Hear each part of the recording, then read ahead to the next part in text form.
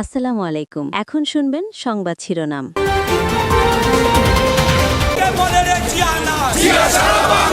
রাজধানীতে বিএনপি ও জামায়াতের আলাদা মিছিল বিক্ষোভ। দুই জেলায় কার্যক্রম নিষিদ্ধ আওয়ামী লীগের ২২ কর্মী গ্রেফতার। কোনো নিরাপত্তা ঝুঁকি নেই দাবি ডিএমপি কমিশনারের। যে কোনো অনাকাঙ্ক্ষিত পরিস্থিতি মোকাবেলায় ঢাকা মহানগর পুলিশের সোয়াট, বোম ডিসপোজাল ইউনিট এবং ডিবি সহ অন্যান্য বিশেষায়িত ইউনিট সমূহ স্ট্রাইকিং ফোর্স হিসেবে সার্বক্ষণিক প্রস্তুত থাকবে। রাজধানীর মালিবাগ, বাসাবো, মাদারটেকে উন্নয়ন ও সংস্কার কাজে ধীরগতি। যানজটে অতিষ্ঠ মানুষ, ভুক্তভোগী খোদ সড়ক পরিবহন প্রতিমন্ত্রী।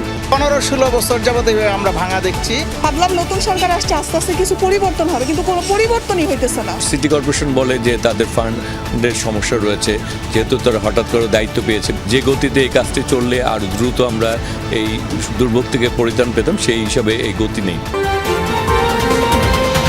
আমিনবাজারের আদলে কড়াইল বস্তিতে হবে ছোট ফ্ল্যাটের প্রকল্প। প্রকৃত নিম্ন আয়ের মানুষ পাবেন কিনা সন্দিহান নগর পরিকল্পনাবিদরা। এটাকে ট্রেডিশনালি একটা আমরা হাইরেড মডেলে যেটা আমরা অন্য জায়গাতে দেখেছি সেটা না হয়, এটা হলেই এই যে করাইলের যে পুরো চরিত্রটা, সেই চরিত্রটা বদলে যাবে।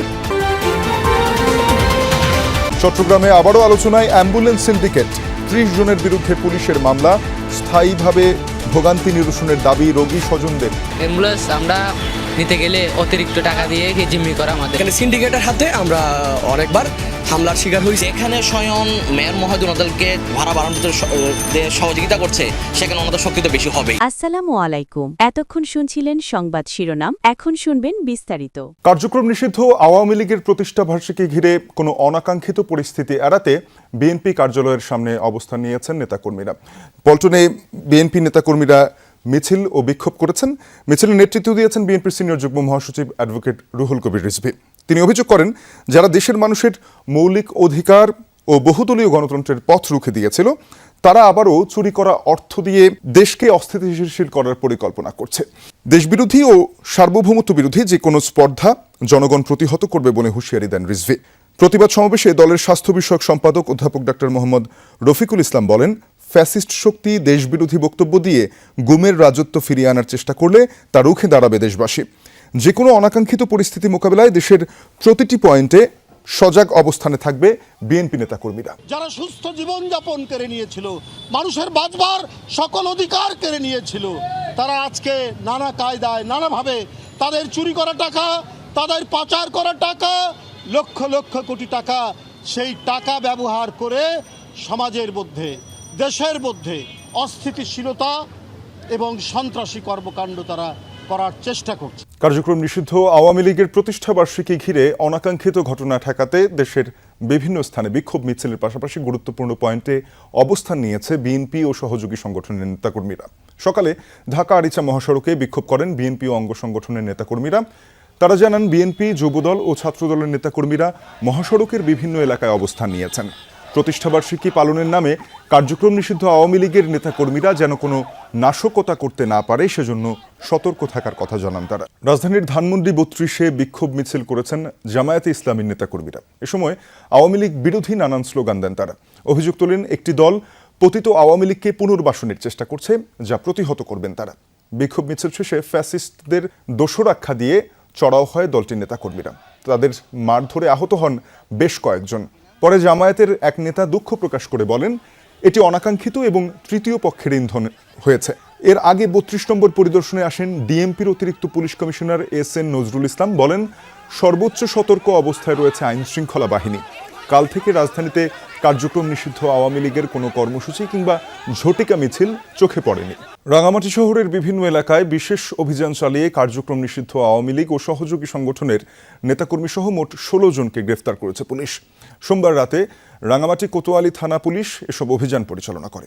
পুলিশ জানায়, গ্রেপ্তার হওয়া ব্যক্তিদের মধ্যে আওয়ামী লীগ, যুবলীগ, শ্রমিক লীগ, কৃষক লীগের বিভিন্ন পর্যায়ের নেতাকর্মীরা রয়েছেন। এছাড়াও সন্ত্রাসী কর্মকাণ্ড, দাঙ্গা সৃষ্টি ও মাদক সংশ্লিষ্ট অভিযোগে কয়েকজনকে আটক করা হয়েছে।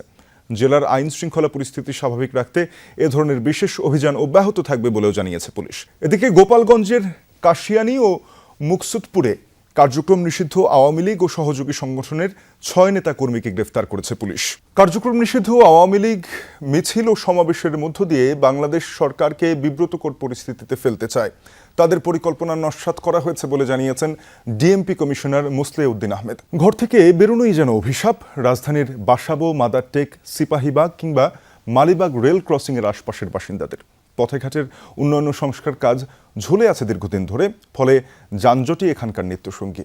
অনেক পথচারীর আক্ষেপ, বড় দুর্ঘটনা ঘটার আগ পর্যন্ত টনক নড়বে না কর্তৃপক্ষের।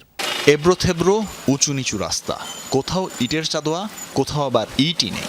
সামান্য বৃষ্টিতে পানি জমে একাকার অবস্থা, যানবাহন চলাচলেও ভোগান্তির অন্ত নেই। দুর্ভোগের এখানেই শেষ নয়।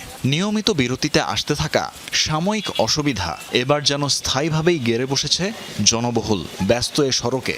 বাসাবো, গোরান, মাদারটেক অঞ্চলের মানুষ রাস্তার বেহাল দশাকে যেন নিজেদের অমোঘ নিয়তি হিসেবেই মেনে নিয়েছেন। মন্ত্রী মহোদয় বলছে যে রাস্তাটা অতি শিগগিরই আমাদের করে দিবে, এখনো কোনো নেই, গাড়ি ঘোড়া আসতে অনেক প্রবলেম হয়। 15-16 বছর যাবত আমরা ভাঙা দেখছি, কোনোদিনই এটা পূর্ণাঙ্গ মেরামতের চেষ্টা করা হয়নি। রাস্তা কাটাতে মনে করেন আপনার ঝাঁকানিতে অনেক সমস্যা হয়। ভাবলাম নতুন সরকার আসছে, আস্তে আস্তে কিছু পরিবর্তন হবে, কিন্তু কোনো পরিবর্তনই হইতেছে না। আর এই রাস্তা ঠিক হয় আবার ভাঙে, ঠিক হয় আবার ভাঙে। টেম্পো স্ট্যান্ডের এই পাশে আবার পাইপ এনে রাখছে, এটার আবার খুঁজবো কিনা আল্লাহ মাবুদি ভালো জানে, আমরা জানি না। ওইটা খুঁজলে তো আরো 1-1.5 বছর যায়। এ রাস্তার সংস্কার কাজ ঝুলে আছে 2 সরকারের আমল ধরে। এলাকাবাসীদের আক্ষেপ, কোন সরকারি দুর্ভোগ লাঘবে আন্তরিকতা দেখায়নি। রোগী একদম মুমূর্ষু অবস্থা, এই অবস্থায় তাকে মাইক্রো দিয়ে নিয়ে যেতে হয়েছে ওই রামপুরা মেরুল বাড্ডা রোড দিয়ে। মন্ত্রী বাসা যাইতে হলে এই রাস্তাটাই মেন, এই রাস্তা খুঁজতে গেলে অনেক মানুষ আসতে পারে না। ওনার বাসা থেকে শুরু করে একদম নন্দীপাড়া ব্রিজ পর্যন্ত, বিশ্বর থেকে নন্দীপাড়া ব্রিজ পর্যন্ত রাস্তার দুর্ভোগ 2 বছর প্লাস হয়ে গেছে। বাসাবো, গোরান, মাদারটেক এসব এলাকায় যারা থাকেন তাদের অভিযোগ দীর্ঘদিন ধরে এমন সমস্যার সম্মুখীন তারা, যার আদৌ কোনো প্রতিকার হচ্ছে না। আর এই এলাকাগুলো পড়েছে ঢাকা 9 সংসদীয় আসনে, যেখানকার এমপি হাবিবুর রশিদ হাবিব, যিনি শুধু একজন এমপি নন, বরং তিনি একজন প্রতিমন্ত্রীও, যার বাসা এখান থেকে আর কিছুটা দূরে। স্বয়ং তার বাসার সামনেই যদি সংস্কার কাজের এমন ধীরগতি হয়ে থাকে, তাহলে অন্যান্য জায়গার সংস্কার কাজের অগ্রগতি কত দূরে গেল? বাসাবো থেকে সামান্য এগিয়ে সিপাহীবাগ টেম্পো স্ট্যান্ড, সেখানে ওয়াসার স্যানিটেশন ডেভেলপমেন্ট প্রজেক্ট চলমান। কড়াইল বস্তিতে নিম্নবিত্ত মানুষের জন্য আবাসন প্রকল্প তৈরি করতে যাচ্ছে সরকার। আমিনবাজারের পরিচ্ছন্নতা কর্মীদের আবাসন প্রকল্পের মডেল অনুসরণ করা হবে এই প্রকল্পে। 500-600 স্কোয়ার ফুটের ফ্ল্যাট তৈরি করা হবে এখানেও। যদিও নগর পরিকল্পনাবিদরা বলছেন, গুলশান এলাকায় এ ধরনের প্রকল্প উচ্চ বা মধ্যবিত্তের মধ্যে আগ্রহ তৈরি করবে। আর্থিক বাস্তবতার কারণেই নিম্নবিত্তের হাতছাড়া হবে এই প্রকল্পের সুবিধা। কড়াইলের আকাশে মেঘের ঘনঘটা, নিয়মিত আগুনের ঘটনায় নিঃস্ব হন অনেকে। অন্তহীন লড়াইয়ে আবারও ঘুরে দাঁড়ান এই প্রান্তিক মানুষেরা, কিন্তু তাদের জীবনে স্বচ্ছন্দ আসে না।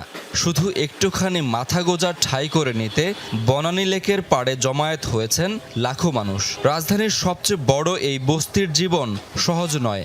চিকিৎসা, শিক্ষা, বিশুদ্ধ পানি, স্যানিটেশনের সংকট প্রকট এখানে।